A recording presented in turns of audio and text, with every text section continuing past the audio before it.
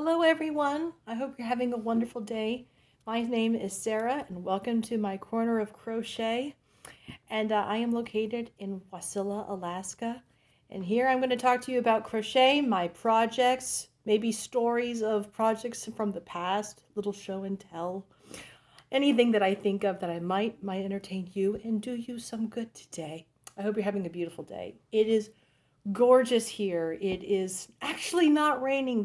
The skies are blue. The leaves are changing gold and falling all over the yard. I'm sure the kids are going to love raking that. But I have some fun things to share. Now, I have to be honest. I was productive. I've been working very hard over the last 2 weeks getting things, well, closer to finished. I don't have actually any complete finished objects. But I would like to show you one thing that really, I am that ill prepared. I thought I was better prepared than that. Let me see. I was very excited because I finished, here it is. I'm fine. I finished my first sock. And I'm going to, let's see, I'm going to turn it inside out here. I need to sew in the ends. It's not truly finished until the ends are sewn, I know. But it's so pretty. Here is my first sock. I want to show you those lovely colors. There's my very, very little cuff going down to the foot. There is my heel going all the way to my toe. And it fits wonderfully. This is going to work really well. I wore it around the house a little bit. It had to pass the walk and the run test, and it passed. This is going to be really good for around the house and possibly in my Crocs. I think this would be really great as we transition, but I really love this. So there's my first sock. I finished it. See? One finished object. Now my second sock. I got to tell you, I've been having a little bit of trouble. I mean, it is an easy pattern. I highly suggest you get it. It is from the Crochet Project. This is a sock pattern. There's the Riley and the Saunders sock. It's basically the same pattern. It just depends on the weight of yarn that you want to use. And since I'm using the fingering weight, I want to make sure I get the name right. I am doing the Riley socks. So it looks very basic because it's in the black and white, but obviously you can see when you got beautiful colored yarn, oh, it's just wonderful. Probably after these socks, I will do the Saunders because I'm seeing the snow in the mountains. The termination dust is definitely coming down. Snow is going to be here probably usually by the end of October. We get our first snow. So after these socks are finished, I will definitely be moving over to doing socks that are meant for inside the boot. But I gotta tell you, I was doing story time. I was doing the cuff, and when you do the cuff, you're supposed to use like a 2.5 millimeter hook. And I was doing my cuff, and this project is small enough, this is my bag that I take with me everywhere. And, in a project like this, when you know what you're supposed to do, it's repetitive work, and you just keep going, and you know what, I might as well just keep going. I am right now working on the heel flap, and what was really funny is I took this project to my kids' school. There was an event going on, and I could just watch the class, see how my kids were doing. And I went to my old classroom. I taught third grade. That's another story for another day. Tell me if you're interested in the comments. I love telling stories. But I went to my old classroom and I sat on the sofa and I watched my son's class and I was working on my sock. I was just continuing on my cuff. Everything was going great. And then school ended. And I realized, and the kids were coming over, they're going, wow, that's amazing. Can you teach me to do that? These are second graders. And I'm like, well, maybe if you're, you might be the age bracket, but, I've been doing this for a long time. We're talking about the possibilities, and I'm looking at my cuff, and I'm going, I don't remember my other cuff being this big, this is a huge cuff, and I put it, around my foot, because that's the beautiful thing about from the top down socks, is that you can try them on as you go, make sure they're fitting perfectly. I love top down socks. And I went, wait a minute, this is huge. I mean, I'm doing the pattern right. It's fairly simple. What's going on? Always make sure you're using the right hook. And I know I'm not the only person who will make this mistake. I have been crocheting now for close to 10 years. Always make sure you're using the right hook. It called for 2.5. I was using like a 3.5 millimeter hook. And when you've got a loose gauge like I do, it's significant. So I ended up ripping up the entire thing and going, well, we start over. And the kids are just going, what? And I'm like, it's wrong. It's not right. But it looks so pretty. I'm like, it doesn't matter. It's not going to fit right. Rip, rip, rip, rip, rip. Frog it completely. Now let's start over. And you find out when you frog something, it actually works up faster. So I got my very modest, here, you stick. Very good. So I've got my really nice little cuff in with, it's hard to see because this yarn is just so beautiful. But then I do a very, very, it's very little, because I'm treating it like an ankle sock. And what I do is a heel flap. So what I do is I'll do so many rows of the heel flap, and then I'll start decreasing. And the stitches will get fewer and fewer, and that is how I form my heel. And then it's just a question of how many rows for my foot. This is a very simple project. I know if I were to absolutely shun everything else, then I could get these socks done. But that's hard. That's hard to do for someone like me. Tell me in the comments, how do you focus? Do you have trouble focusing with just one? Because let me tell you, I do. How do you stay on track? And let me know. I could definitely use the help. And the 6-wife shawl, it's coming. When you're trying to use just one color and getting wider with over 400 yards, it feels like, am I really getting anywhere? I mean, it's getting bigger. As I have my lovely, for all of you Wallace and Gromit fans out there, here is, let me see if it'll focus. Will it? Not really. Well, that's Gromit. I have a Wallace and Gromit hook set. It was given to me by a wonderful colleague and friend at the place where I work. And so Gromit is helping me. Yeesh. Gromit. Okay, but it's coming. I mean, it's getting wider. It is definitely getting wider. And when this gets blocked, so it'll be wrapped around the neck like this, and it'll look lovely. But this is going to have a nice drape. This is Fireweed Fade, and I still have, let's see. This is really good. This is a very good project when you're just like conversational. Like when you go to crochet night or a yarn group. This is really great because it's very hard to screw up. I mean, it's very possible, but when you're just doing singles across and increasing every other row, this is a great piece. And I have all of this. I want to use all of it. It said, get to 99 stitches across or use all of it. I'm going to use all of this. So this is a slow, well, easy, but this is going to take time. Once I get my other lovely colors in, this is going to go very, very fast. So that's my 6-wife shawl for my friend. It's happening slowly but surely. Now, come here, Gromit.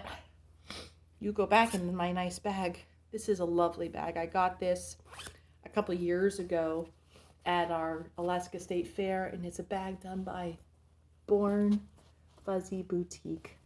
She does really, really lovely bags. So last week,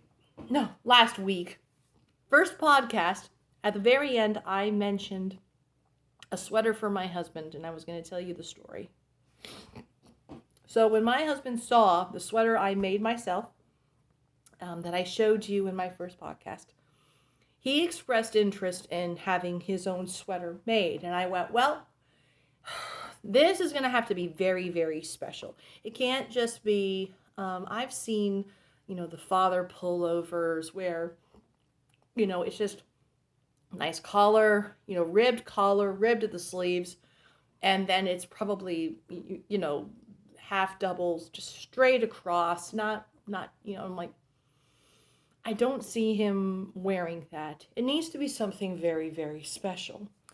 And then I remembered a pattern I had. Oh, and it's wonderful. This is a pattern I got at, I believe I got it at Fiber and Nice, because she has magazines and she has old patterns that she just needs to get rid of. So I get a lot of these for free. But this is the Fisherman crochet sweater. And I love a good Gansey. Now, what's wonderful about this is, it's crocheted. It's not knit. Yes. And so this is from the American School of Needlework. I love the fact that this is booklet number 6 and it would have cost, $2. Who knows what it would cost today to do this. But this is from 1978. And I'm just going to read right here. Fishermen from the villages of the Aran Islands off the west coast of Ireland wear sweaters made with natural sheep's wool, heavy with its own lanolin, which is ideal to ward off the wet winds of the sea. Knitted by the village women, the sweaters are made with traditional pattern stitches which relate rather poetically to the daily lives of the fisherfolk. Cables represent the ropes used at sea. Diamonds resemble the shape of fishing net mesh. Rib stitches depict rows of grain planted in fields, and seed stitch represents the grain itself. There are also raised, textured berry stitches, stitches related to waves, anchors, and even faith, the Trinity stitch. Aran sweaters have become a classic fashion and now can be crocheted as well as knitted. Many of the Aran stitches in these sweaters are completely new, developed by Mary Thomas to bring the beauty and pleasure of Aran work to the crocheter. And this is wonderful because they tell you, I have other books by the American School of Needlework. And what's wonderful about this is that it tells you, these are all the stitches that you're going to need to use. You're going to need to swatch for all of them to make sure that you're getting the right gauge.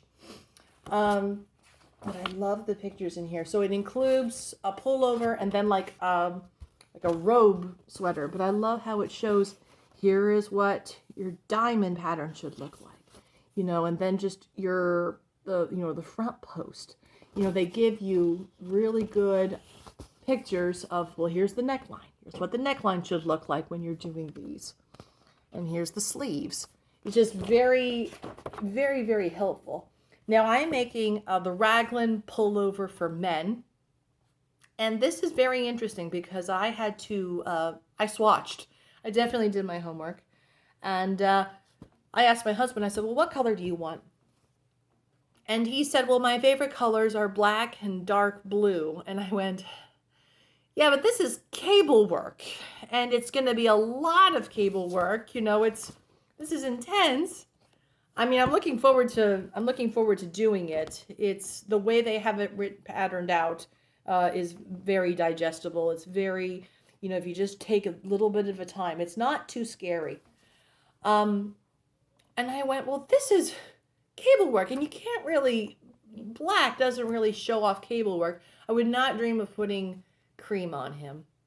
Cream's not his color.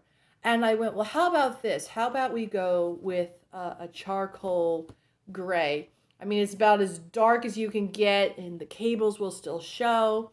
And he went, okay. So I went over to Joann's, and I figured his size, and I bought the garbage bag quantity of yarn I was going to need. And it called for the gauge with the ribbing. You would have a different hook than the actual sweater. So they wanted an eye hook for ribbing with 5 stitches equaling an inch. Let me tell you, that was a challenge. And then with the J hook in the Fisherman pattern, you needed 3 stitches to equal an inch, and then 15 rows, up would be that 4 inch for the gauge. And I laughed because my gauge is loose. There was absolutely no way that I was going to get gauge. And so I did ribbing. And the way I learned is that ribbing is a single crochet in the back loop, and that creates the rib. That's how I do with my socks. My socks actually call for half doubles. But singles, that's how you do it. And I could not get this inch. But then the importance of reading your pattern. It doesn't matter if you've crocheted a year, 10 years, or 40 years. Read your patterns. And it said slip stitch across. And I went, oh, well, that makes a difference, because if you have 5 chains and you're just slip stitching, you can definitely reach that inch. So the first swatch I did, I thought, well, I'll try. I will try it their way. And I went with, I think I started, I didn't go with the J hook as suggested. I went down, I think, to like an I, because my gauge is pretty loose, and I came really close. This is just a regular, this is just a regular cable stitch. Now the goal is to get 4 above, 4 across, because you want that square to know that you're making gauge. I was so close. I think I got it in height, but it wasn't perfect square. And I did another one, and I found, here it is. So I made gauge. It's so subtle. It's not that much of a difference. Let's see if I have them. The wrong one is in the back. The right one, yeah, you can tell the difference. At least I can from where I'm seeing this. Because if you look, if I stretch it, you've got this big one is here. It's a lot. There is that enough of a difference that it's, yeah. And if I can see a little difference when I size it up here, by the time you do the garment, it's going to be much bigger. So I found my gauge, and this is the yarn I'm going to use. I picked up Red Heart. And it's just their gray heather. So this is the yarn I'm going to use to make his sweater. I've started the ribbing, because you start from the back, and I'm just now doing the bottom ribbing. So hopefully the next time I see you, I'll have more than the ribbing, and I'll have something to show you guys for his sweater. Now, I think I told you guys my first podcast about the monster that we don't talk about, that's downstairs, and it's known as the stash. We don't talk about the monster. But my husband brought it up about a week after my first podcast went up. And he said, Sarah, you need to deal with the monster downstairs. He didn't put it quite like that, but it was, look, you need to pick it up, because we expect our kids to have clean rooms, but that monster downstairs, it needs to be tended to. And so it was late. I had tons of energy, and I went, okay, I'll tackle it. And I closed the door of my office, put on music that I liked, and went, okay, monster, let's tango. And I started, I put a lot of my projects in join bats, was sorting the bags of, okay, this is stuff that needs to get done. I can't wait to show you all the stuff. Maybe that'll be a separate podcast from the monster downstairs. All the projects that need to get done. And I started sorting and going, okay, this is stuff I need to get done this year. This is stuff that's going to be, for next year. I can now sit in my big, giant, comfy chair and crochet down here. People can now walk in here and without having to step around bags. This is progress. And then I found some yarn that I bought 2 years ago. My dad sent me a very generous amount of money for Christmas, and I have been very excited. And I bought yarn from Italy with it. It was at a shop in Eagle River, Alaska. I believe it's called the Tangled Skein in Eagle River. And I bought this beautiful yarn from, it's made by Barocco. It's called Mille Fiori. And when you go to a shop and you think you know what you have in mind, but then the yarn talks to you and it's like, you want me. You know you do. And I went, yes. So this is Barocco's Mille Fiori. It's a worsted weight. It's 3.5 ounces, 100 grams. There's 186 yards, 170 meters. And it's a worsted weight. It is 50% wool, 50% acrylic. It's beautiful. I bought, goodness, 6-7 balls of this. And it was just sitting there. And I got angry. I went, you know what? This has been sitting here for 2 years waiting for me to do something. I'm going to do something with it. I could have been working on my husband's sweater, but no, I need a sweater and it needs to be done and I need to find a pattern now. And why get sad about something when you can get angry and actually do something about it? So I went to Expression Fiber Arts and I found I want a pullover in worsted weight. Throw something at me. And I saw the Katia pullover. And I went, yes, that's it. It's a slightly oversized pullover, which I love the idea of. Something that's not terribly fitted. It's let me see if I can show the picture here when she's wearing it. It's fairly simple, like a cross, but it's very hard to see. I'll show you in my work in progress. But right down the sides here are these beautiful, cables. So there is that little bit of interest going down, and then you've got the sleeves, but the cables are going alongside down. And I went, that is perfect. It's, this yarn it'll show off because the colors are beautiful, but that cable will be simple enough that I don't think it's going to fight it. So I bought the pattern and I started it almost immediately. And I ran into trouble at row number 2. This is one of those patterns that either you're going to read the directions and you're going to get it immediately and you'll just keep going. And then you can report on Ravelry that this was wonderful and post all your pictures like so many people did. And then there are people like me who finished row 1 and you read row 2 or row 3 and you went, what? And you keep pulling out and you're worried because your yarn is starting to kind of, oh no, don't snag, come on. And you're reading it and you're like, I need help. And the people at Expression Fiber Arts are wonderful. I sent them an email going, help, I'm on row 3 and I can't figure this out. And within 24 hours, they had contacted me and sent, we have a tutorial that's very, from another pattern, but it's the exact same thing that you're dealing with. And they show me, and it was beautiful. It was a video that they did, and it showed me where to put so the cables would make sense.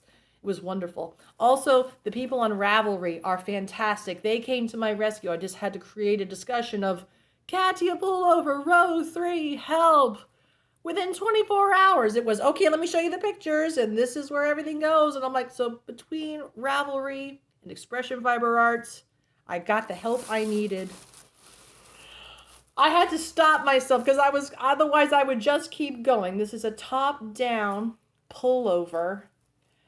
I am terrible at doing so many chains and then it not twisting. So what I do is I do the chains and then I do a stitch and then I join it. So that way it doesn't twist. So let me see if I can put this here. But here is my yoke. Let me put this back a bit, but it's going to be right up here. I just started. There are about 16 rows on the yoke, but look at the colors. Oh, and then here are the sleeves. So what's really awesome there is the cable work that is going along down the sleeves. And then I put my stitch markers to keep, this is actually where I am right now with this, but I have stitch markers so I know this is where my sleeve is, this is where that area is, and I have it on this side as well. So here are the cables, if you can see them, and they're going to go all the way down. Now here's the cool thing about this pattern, is that you do cables on one side and then you do puff stitches on the other. So this is one of those wonderful sweaters that you can wear technically inside out. It just depends on whether you want to show off cables or puff stitches. I don't know if those can show up very well. They look beautiful on my end. Might show up a little bit better here since the colors are lighter. But then I just continue down. I think the yoke is about 16 rounds before I really start working on the body. And then I'll just, join the sleeves.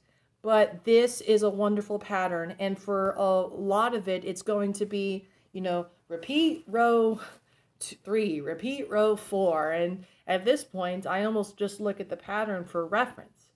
So this is going to be my sweater. I need to get it done, but the sock comes first. Socks first, and that is going to be very nice. And believe it or not, that is all I really have to show for you today. So I thought maybe if I have time, I'll give you another story. I told you I started crocheting when I was 27. I found out I was going to be a mom. And this is the first project I ever did. There was no pattern. It was just me and Red Heart. And my swatch started out, and I just kept going in rows until it turned into a baby blanket. What's really funny with this is that if you look at it, you might be able to tell, Sarah, did you always catch both loops? And the answer is no. I sometimes would only crochet in the front loop. So I would get a lot of these rays where you would see the back loop. But this was the first one I ever did, and my mother-in-law showed me how to put the yellow on, and this is kind of like the hem. So we would drape it over her, and she taught me how to do the popcorn stitches that went down the side. And this fit my daughter when she was in her car seat. I would wrap her up in this. It's amazing. They come to us. You can fit them in something this small. But that was her baby blanket. This was the first thing I ever made. Within 2 years, I had practiced enough, and I saw a pattern. I think it was Crochet World. If you're interested in this pattern, let me know in the comments and I will get it to you. But I saw it when I was growing up. One of the things I loved the most was fairy tales. I loved all fairy tales. I loved being read to. And one of my favorite fairy tales was Little Red Riding Hood. And I saw this pattern of a blanket.